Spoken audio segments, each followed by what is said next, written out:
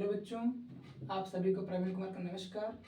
आज हम एक इम्पॉर्टेंट टॉपिक ग्लाइकोलिसिस शुरू करते हैं।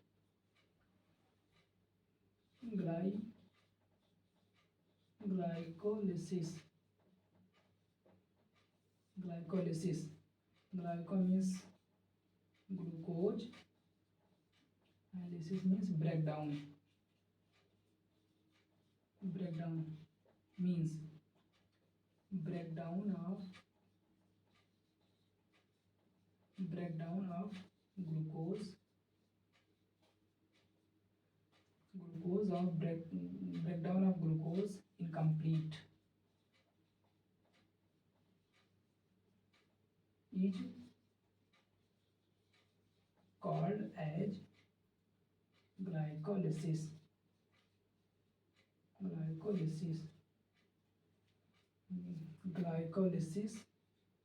की खोज discovered by Embeden, Meyerhoff and Parnose। इसीलिए इसे EMP पाथवे भी कहते हैं।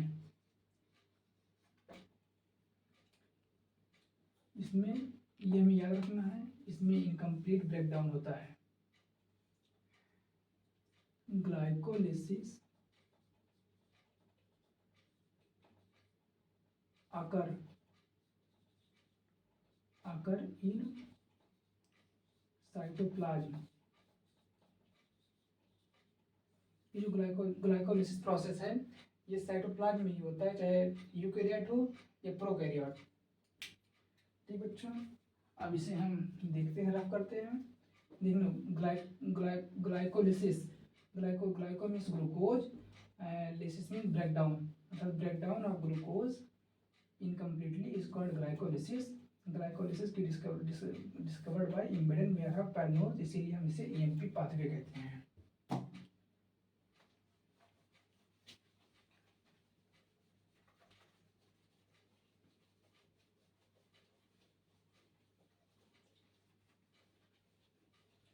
ठीक है बच्चों, अब हम ग्लाइकोलिसिस की स्टेप देखेंगे।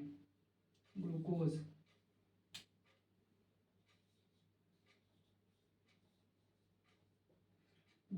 से ग्लूकोज 6-फॉस्फेट,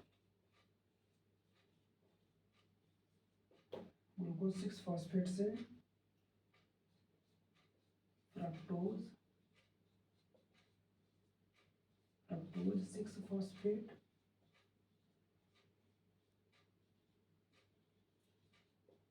फ्रक्टोज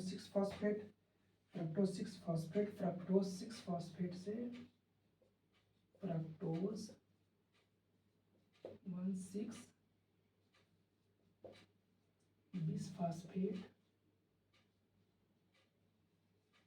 1,6-बिसफॉस्फेट, फ्रक्टोज 1,6-बिसफॉस्फेट से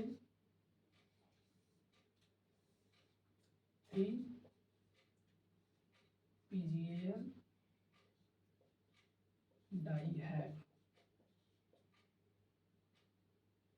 डाई बनता है।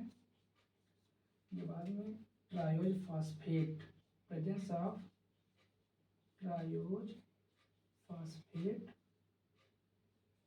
फॉस्फेट बना लेता है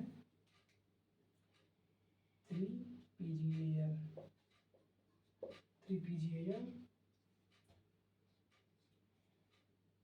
1,3-BPG, 1,3-BPG से 3-BPG, 3-BPG से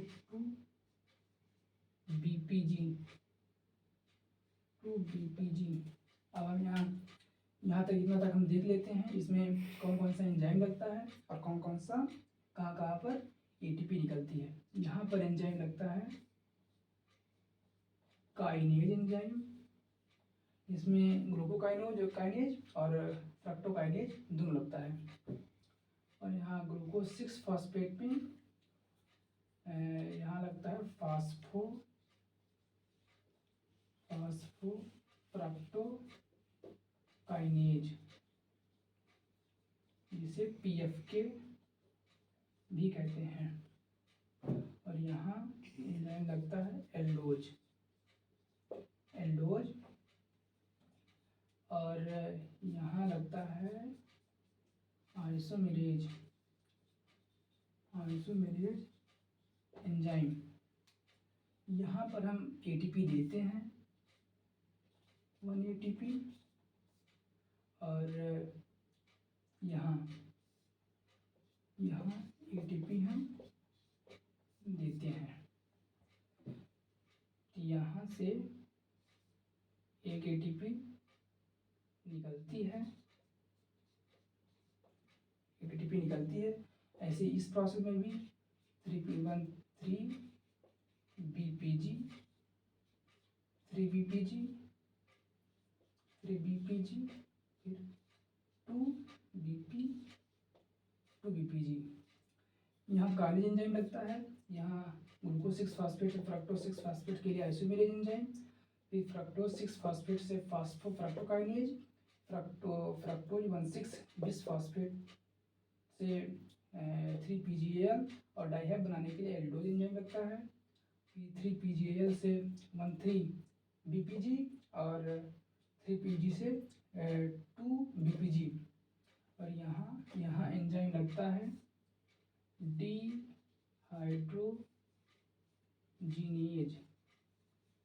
एंजाइम लगता है। और यहाँ लगता है इनुलेज एंजाइम यहाँ लगता है। ठीक बच्चों, अब इसे यहाँ ये जो ATP निकली है इसे कहते हैं SLP लेवल पर मिली है। ये 2 ATP दिया गया था और एक ATP यहाँ और एक ATP अभी यहाँ निकलेगा, जिसे हम बाद में देखते हैं। ऐसे ही यहाँ भी एक ATP निकला SLP लेवल पर। ठीक बच्चों, नोट कर लीजिए आप लोग, फिर मिटाते हैं इसे। ग्लूकोज से ग्लूकोज 6 फॉस्फेट, ग्लूकोज 6 फॉस्फेट से फ्रक्टोज 6 फॉस्फेट, फ्रक्टोज 6 फॉस्फेट से फ्रक्टोज 1,6 बिसफॉस्फेट, फ्रक्टोज 1,6 बिसफॉस्फेट डाइहैप से 3 PGAL, 3 PGAL से 13 BPG, 13 BPG से 3 BPG, 13 BPG से 2 PG, और 2 PG से अब फिर बनेगा पेप।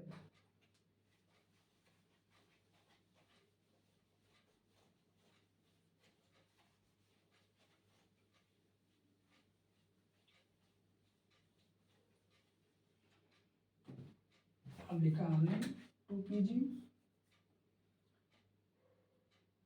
यहाँ बना था 2 PG, यहाँ भी बना था 2 PG से पेप से पायरुवेट, यहाँ से पेप और पायरुवेट। यहाँ एंजाइम यूज होता है, यहाँ एंजाइम निकलता है पायरुवेट काइनेज। यहाँ भी एक ATP निकलती है, जिसे SLP कहते हैं, सबस्ट्रेट लेवल फॉस्फोरिलेशन। ऐसे ही यहाँ भी एंजाइम लगता है पायरुवेट काइनेज। यहाँ भी एक ATP निकलती है, यहाँ भी एक ATP निकलती है, सबस्ट्रेट लेवल फॉस्फोरिलेशन। ठीक बच्चों, नोट कर लीजिए। यहाँ भी 2 PG से फॉस्फोइनॉल पायरुवेट बना, ये 2 PG से फॉस्फोइनॉल पायरुवेट बना, फॉस्फोइनॉल पायरुवेट से पायरुवेट, या इसी को पायरुविक एसिड भी कहते हैं, पायरुविक एसिड। इसे इसे भी पायरुविक एसिड कहते हैं। ठीक है बच्चों, आप लोग नोट कर लीजिए। अब हम इसकी एक बैलेंस शीट बनाएंगे, उससे हमें कितने एटीपी और कितने एनएडीएच बने हैं उसका हम चार्ट बनाएंगे।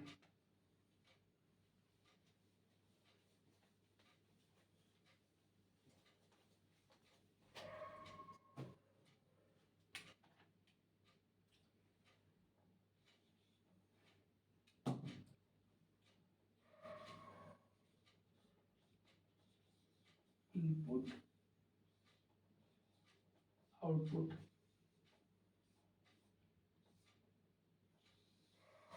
Input output. इनपुट में दिया था हमने एक ग्लूकोज,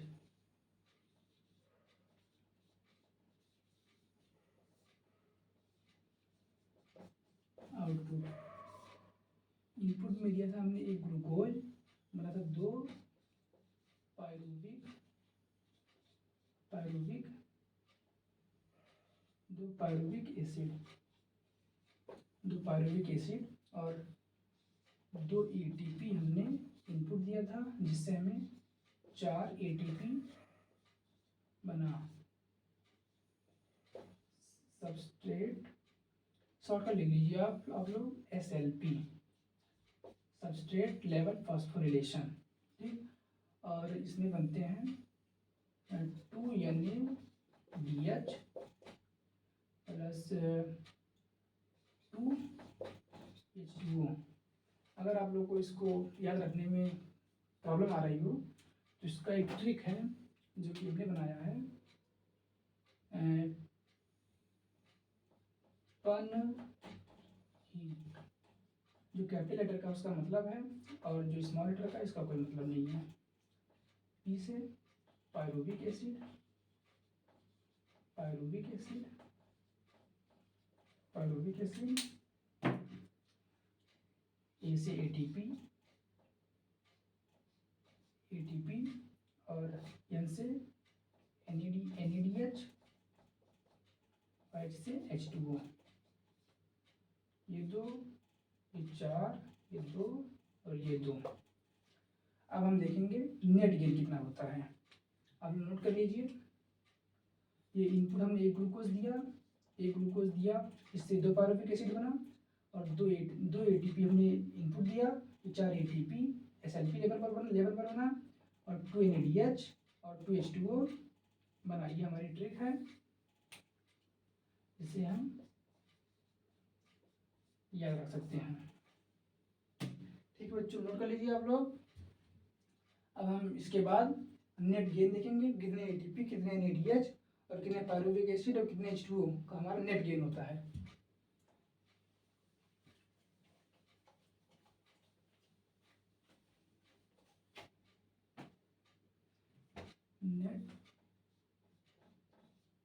नेट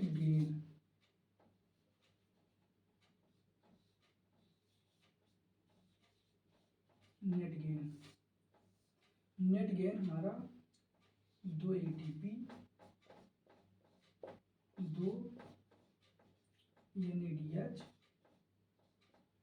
2 H2O, 2 H2O और 2 H2O, 2 H2O का फॉर्मेशन होता है,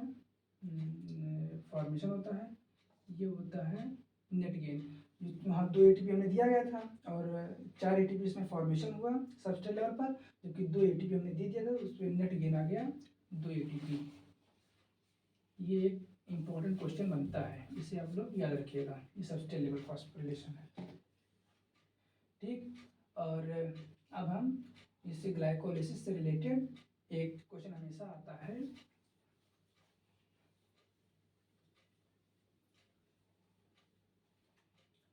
जब 1,3 बीपीजी से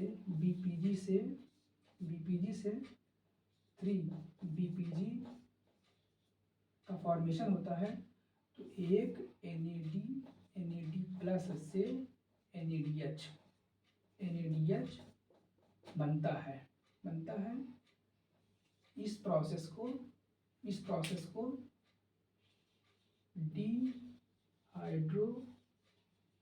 जीनेशन कहते हैं। डिहाइड्रोजीनेशन कहते हैं। अब हम इस ग्लाइकोलिसिस की कुछ समरी लिखते हैं। ग्लाइकोलिसिस की समरी लिखते हैं। ये आप लोग याद रखिएगा, ये बहुत इंपॉर्टेंट है। 1,3-BPG से 3-BPG जब कन्वर्ट होता है तो NAD+ से NADH बनता है। NADH बनता है, इस प्रोसेस को हम डिहाइड्रोजीनेशन कहते हैं। ठीक। अब glycolysis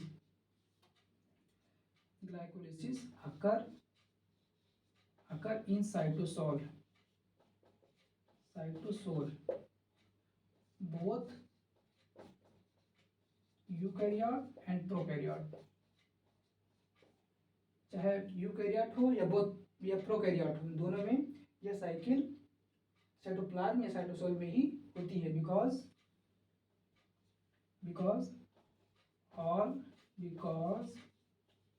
all enzyme that are required to glycolysis are present in cytosol।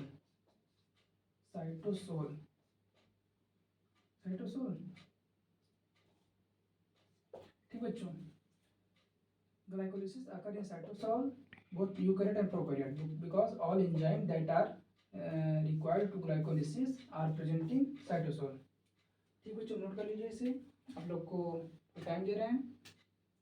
और फिर इसके बाद हम यूज़ करेंगे PFK, जिससे रिलेटेड एक सवाल हमेशा आता है।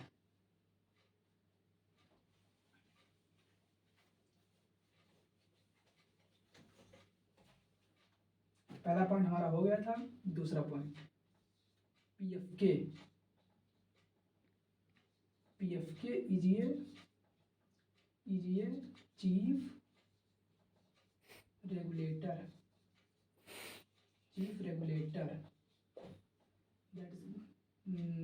that's called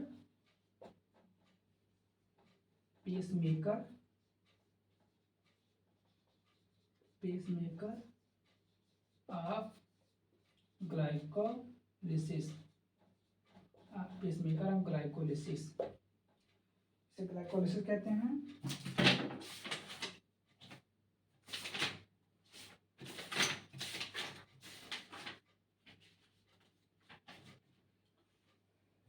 This is common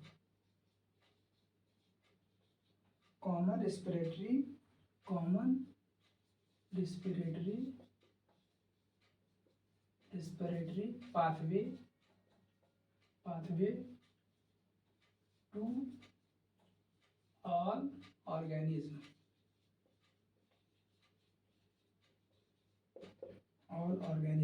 चौथा, net gain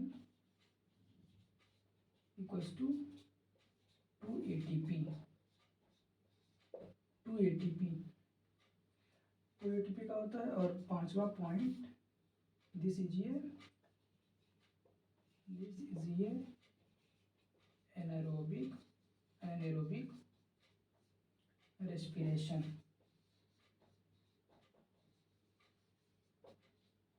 anaerobic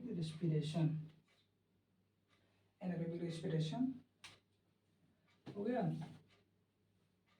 PFK is a chief regulator that's called pacemaker of glycolysis। PFK को pacemaker of glycolysis कहते हैं। This is common respiratory pathway to all organism. ये यूकैरियोट और prokaryote दोनों में होता है, चाहे यूकैरियोट हो या प्रोकैरियोट, दोनों में यह साइटोप्लाज्म में होता है, इसलिए इसे कॉमन रेस्पिरेटरी पाथवे कहते हैं। इसमें नेट गेन 2 ATP की होती है। ये एनारोबिक रेस्पिरेशन है। ये बच्चों नोट कर लीजिए आप लोग इसे। और फिर हम स्टार्ट करते हैं। फोटोफॉस्फोरिलेशन, ऑक्सीडेटिव फॉस्फोरिलेशन और सबस्ट्रेट लेवल फॉस्फोरिलेशन पढ़ेंगे। ठीक बच्चों,